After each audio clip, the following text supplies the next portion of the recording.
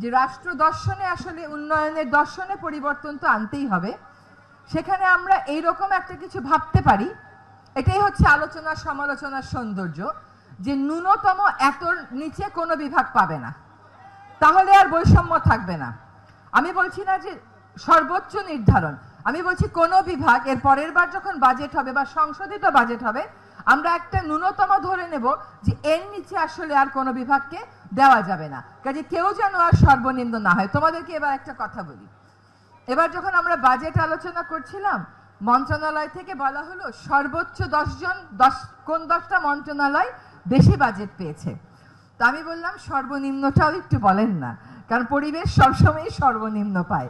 তো এই যে সর্বনিম্ন যাতে কেউ না পায়, একটা মিনিমাম আমরা ঠিক করি যে এর নিচে আর কেউ যাবে না, তাহলেই কিন্তু ওই যে বৈষম্যহীনতার ডাক, সেখানে আমরা এক ধাপ এগিয়ে গেলাম।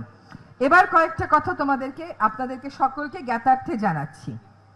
এক হচ্ছে বিচার তো আমরা চাই, নিশ্চয়ই আসিফ ভাই বলবেন, বিচার কেবল কাউকে ফাঁসি দেওয়া তা না। কিন্তু যদি আবু সাইদের প্রতি, মুগ্ধর প্রতি, ইয়ামিনের প্রতি, আরো অনেক শহীদের প্রতি বিচার করতে হয়, বিচার করতে হবে সমাজটাকে সত্যিকার অর্থে বদলে দিয়ে। শুধুমাত্র একজন অপরাধীকে ফাঁসি দিলেই বিচার হয় না। যদি সত্যিকার অর্থে বিচার চাই, তাহলে আমাদের বৈষম্যহীন সমাজ গড়তে হবে, তাহলে আমাদের ন্যায় এবং সমতাভিত্তিক সমাজ গড়তে হবে, দুর্নীতি বিরোধী সমাজ গড়তে হবে, সুশাসনের সমাজ গড়তে হবে। এই প্রক্রিয়াতে কিন্তু আমরা সকলে অংশীদার, আমাদেরকে অংশীদার হতে হবে। আমরা আলোচনা করছিলাম যে চীন সরকার সম্পূর্ণ নিজ অনুদানে একটা হাসপাতাল করে দেবে। সেই হাসপাতালটা বাংলাদেশের কোথায় হতে পারে? আসিফ ভাই হয়তো মনে থাকবে ওনার নিশ্চয়ই, আমাদের মাননীয় প্রধান উপদেষ্টা বললেন এই হাসপাতালটা রংপুরে হতে হবে, এবং এই হাসপাতালটা এই জন্যই রংপুরে হতে হবে, আপনাদের এই আন্দোলনের অবদানের কথাটা মনে রেখে, এই অবহেলিত পিছিয়ে পড়া জনপদের এগিয়ে যাওয়ার কথাটা মনে পড়ে।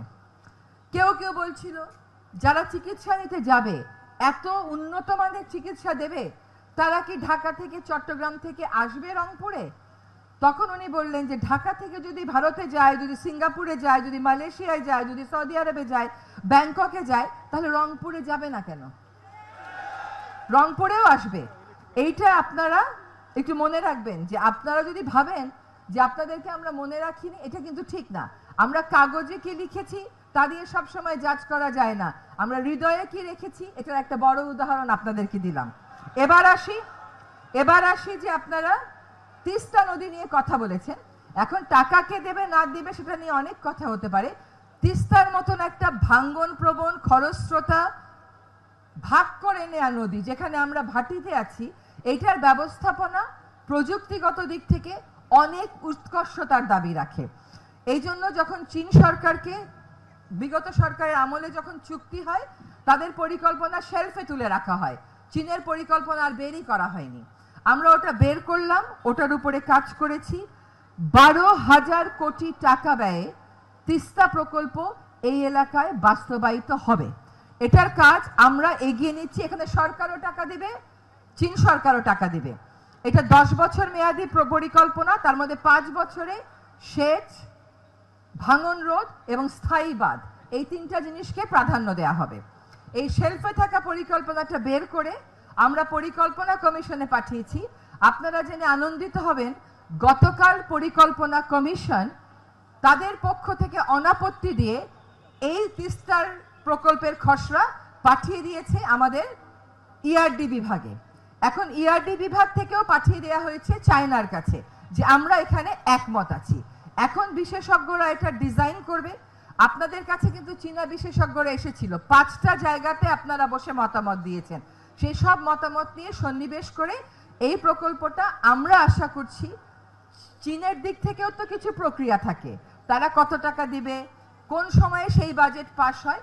আমরা খুবই আশাবাদী যে আমরা ইনশাআল্লাহ ডিসেম্বরের মধ্যে এই চুক্তিটা শেষ পর্যায়ে নিয়ে যেতে পারবো, এবং আগামী বছর থেকে কাজ শুরু হবে।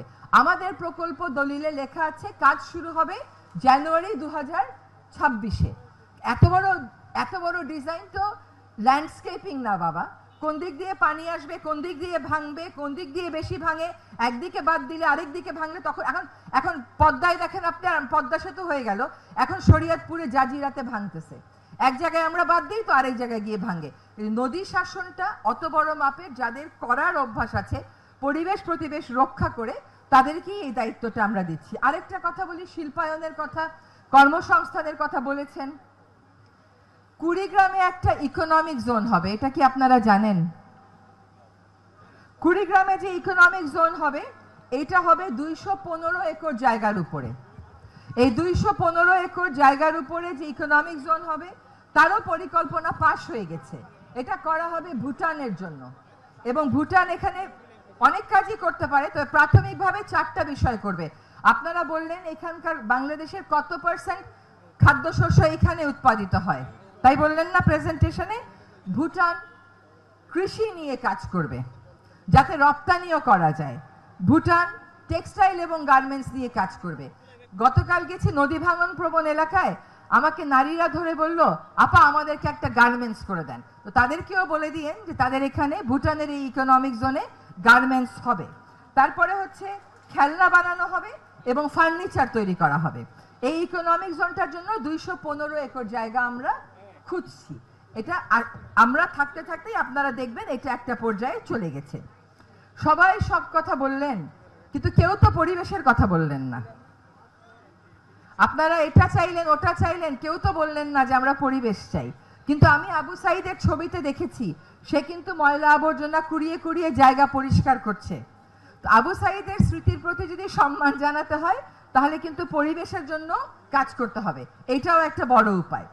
আমি বড় বড় তাকে কতগুলো কথা বললাম, আরেকটা কথা বলিনি। আপনাদের শ্যামা সুন্দরী নদী বলেন বা খাল বলেন, আমাদের মন্ত্রণালয় সীমিত স্বার্থের মধ্যে আমরা 14 কোটি টাকা বরাদ্দ দিয়েছি। এইখানে আমরা খননটা করে ফেলবো। আরেকটা নতুন পরিকল্পনা, কালকে আমরা স্থানীয় সরকার উপদেষ্টা মহোদয়ের সাথে কথা বলেছি যে এত বর্জ্য যায়, 68টা পয়েন্ট থেকে বর্জ্য যায়, সেগুলোর জন্য এখানে একটা এসটিপি আমরা করতে পারি কিনা সে একটা পরিকল্পনা দেবে। কাজে শ্যামা সুন্দরীর কাজও শুরু হবে। গতবার ফেব্রুয়ারিতে এসেছিলাম, তখন বলেছিলেন যে আপা 45 কিলোমিটার নদী বেশি ভাঙ্গে প্রকল্প দেন। সেই প্রকল্প এসেছে নাকি আসে নাই? আসছে তো, তার 19.5 কিলোমিটার কাজ হয়ে গেছে, বাকিটা এই বর্ষা মৌসুমের শেষে কাজ হবে। কাজে 45 কিলোমিটার অতি ভাঙন প্রবণ এলাকায় বাঁধ বসছে, তিস্তার মাধ্যমে স্থায়ী বাঁধ বসবে, ইকোনমিক জোন হবে, শ্যামা সুন্দরী খনন হবে, তামাক এবং তামাক চাষের কথা বলেছেন। নতুন প্রজন্মের কাছে আশা করেছিলাম তারা বলবেন আমরা এই এলাকায় তামাক চাই না, তারা বলবে আমরা এলাকায় অন্য পরিবেশ বান্ধব স্বাস্থ্য বান্ধব শিল্প চাই। হ্যাঁ, উন্নয়ন যা শিখিয়ে দেয় সেটা ভাবলে হবে না, আপনারা ভিন্ন প্রজন্ম, ভিন্নভাবে ভাববেন। তো আসলে কাজ হচ্ছে না এটা বলাটা ঠিক না, কাজ হচ্ছে। এবং আপনি দেখেন কতগুলো বড় বড় প্রকল্পের কথা বললাম।